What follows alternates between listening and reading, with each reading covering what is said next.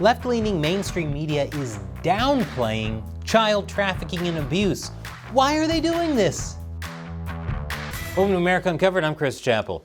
At a time when people are just dragged down by negative media coverage, let's lighten things up and talk about something a bit more uplifting. Child trafficking. Brace yourself, friends, because we're going to be going down a very dark path with this episode. But first, let's start off with a mental health break. Oh, look, a corgi puppy. Oh no, I just realized child trafficking probably isn't the best topic to do this with, since this underage dog was probably also taken from its parents and sold to a stranger. Well, that segment is ruined. Back to the show.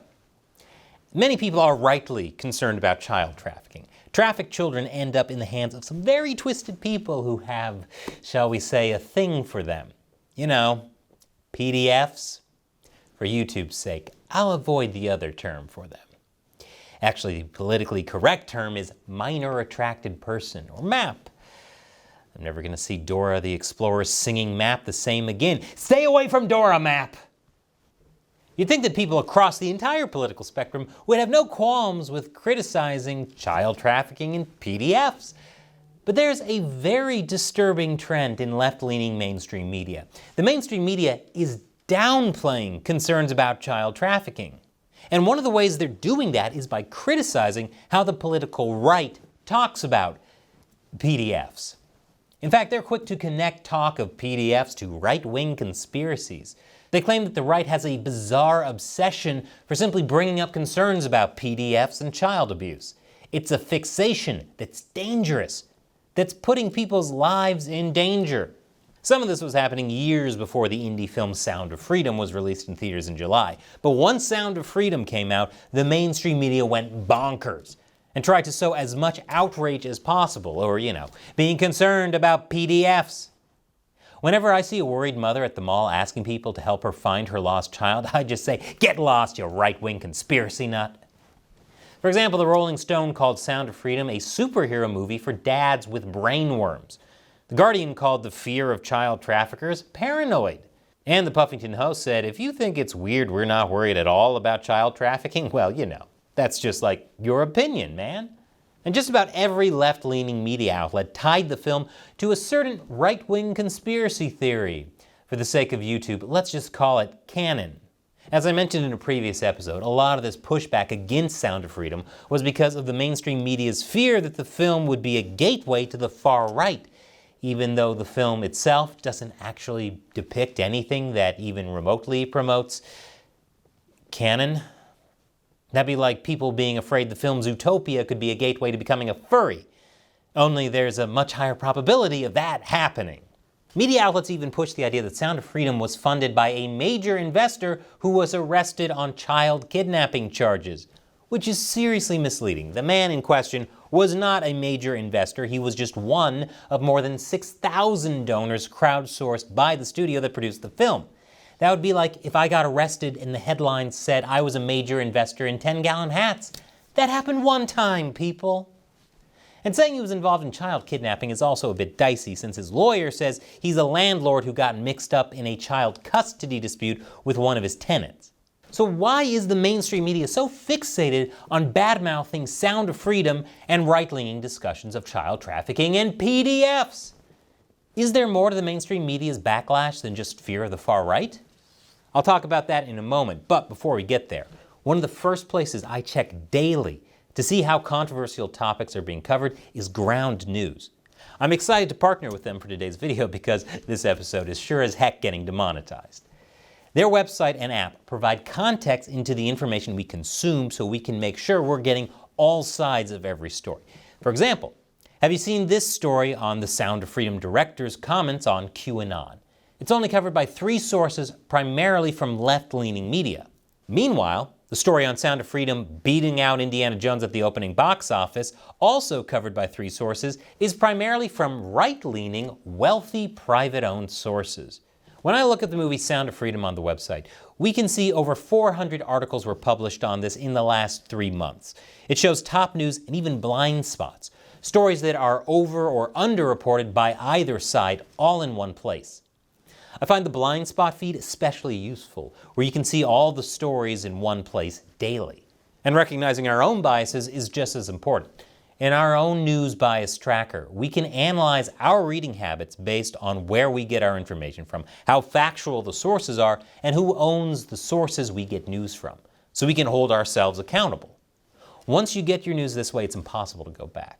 So go to ground.news/America Uncovered to see through media bias and avoid information bubbles created by mainstream manipulative algorithms. Subscribe through my link to get 30% off unlimited access to all these features. Support holding the media accountable and my channel in the meantime. The link is in the description below. So, why is the mainstream media calling concerns about PDFs and discussions about child trafficking a bizarre obsession and right-wing conspiracy that's just hyped up? Wouldn't it be better to be overly worried about child trafficking and PDFs than to not worry enough? Well, the mainstream media isn't just worried about people being led to far-right conspiracy theories. They're worried that the right is using the controversy as a way to attack the left.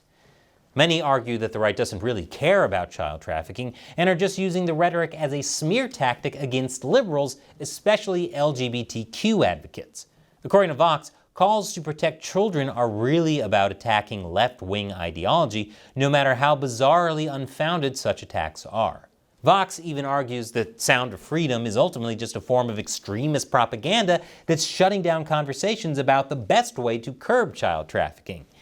It's again worth noting that the movie doesn't feature right-wing talking points at all. This would be like if conservatives said the movie Mississippi Burning was leftist propaganda pushing climate change. We know why Mississippi is really burning.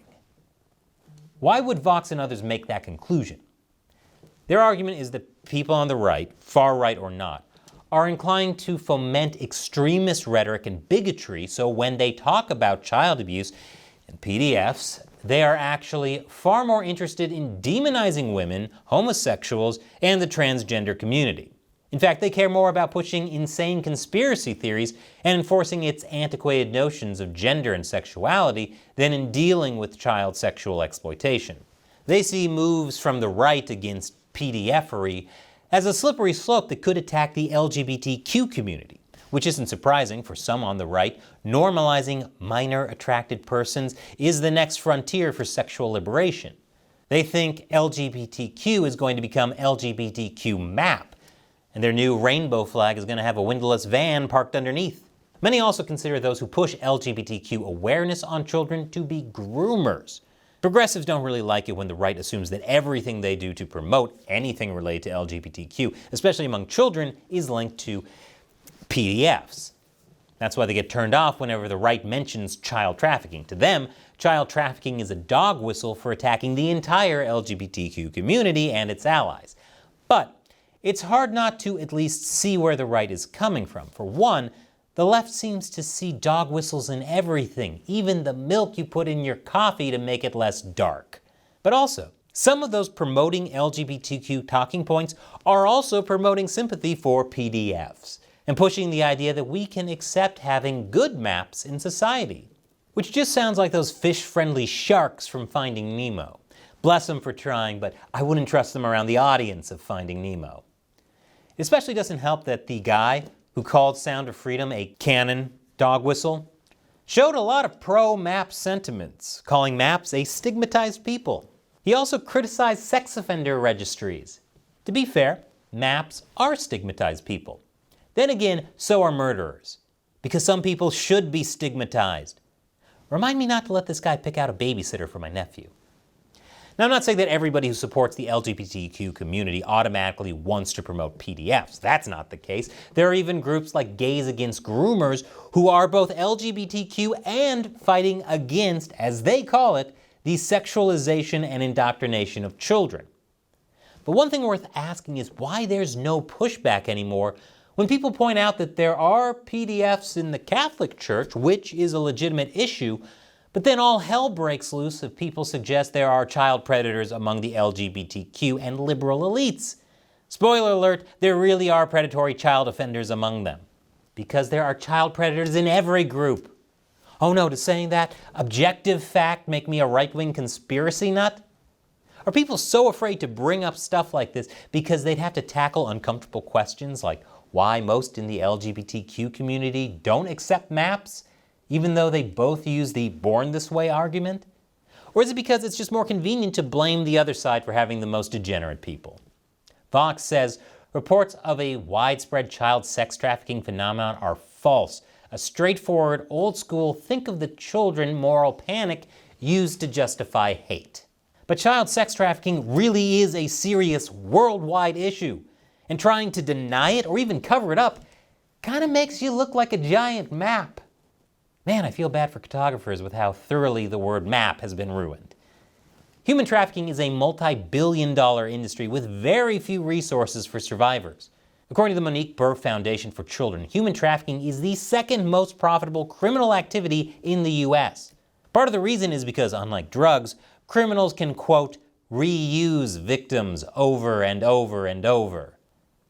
Told you this was going to be a dark episode. Maybe it's time for another mental health break. Oh no, we can't use that anymore. Given how vulnerable they are, kids are very much a part of this criminal underbelly. Both sides of the political spectrum acknowledge that child trafficking is a big issue, but trying to downplay it or calling those who are raising awareness obsessed sounds like they're a little too comfortable with minors being exploited. And speaking of, what's happening to children in China is crazy. I'll show you a video about that in a second. But as I mentioned, this episode is sponsored by Ground News. It's a great tool to help you stay well informed about what's happening in the world and how it's being covered by all sides of the political spectrum. Check it out at ground.news/America Uncovered or click the link below. But if you want to see how bad things have gone for kids in China, check out this video about how they've hit the breaking point. I think you'll really enjoy it. Once again, I'm Chris Chappell. Thanks for watching America Uncovered.